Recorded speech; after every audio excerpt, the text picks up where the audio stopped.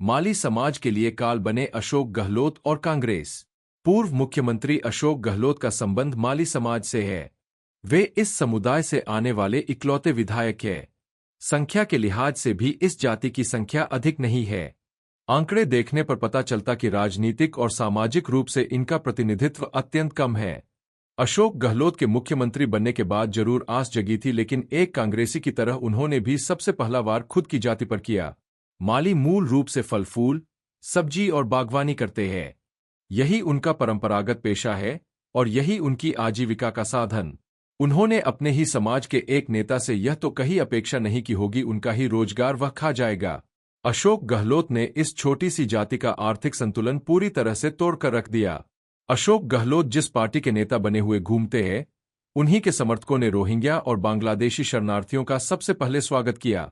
शरणार्थी जब भारत आए तो वे केवल भारत की शांति और सुरक्षा के लिए काल बनकर नहीं आए, बल्कि उन्होंने यहाँ के आर्थिक तंत्र को भी तोड़ने का काम किया। इतनी भारी संख्या में आने वाले शरणार्थी उत्तर प्रदेश, बिहार और बंगाल के कोने कोने में फैल चुके हैं। बेरोजगारी और आर्थिक संकट झेलते हुए उन्होंने सबसे पहला काम माली समाज के परंपरागत व्यवसाय को छीनने का किया।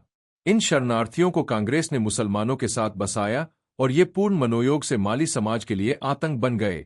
इन शरणार्थियों को भारत विरोधियों ने फंडिंग की और कांग्रेस ने इन्हें भारत में रहने के लिए सामाजिक वैधता प्रदान की।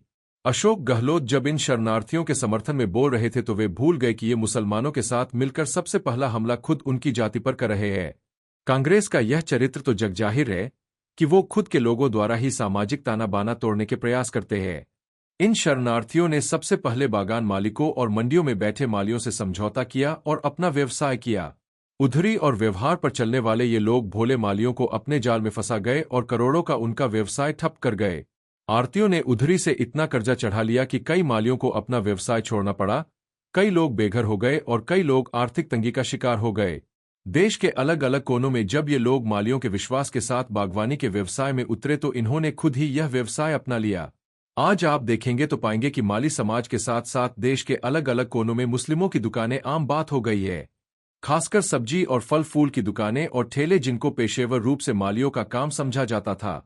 ये मुसलमान विक्रेता केवल मालियों का ही नहीं, हिंदुओं के साथ भी दोगला व्यवहार करके उन्हें भाव से अधिक दर में सामान बेच रहे हैं।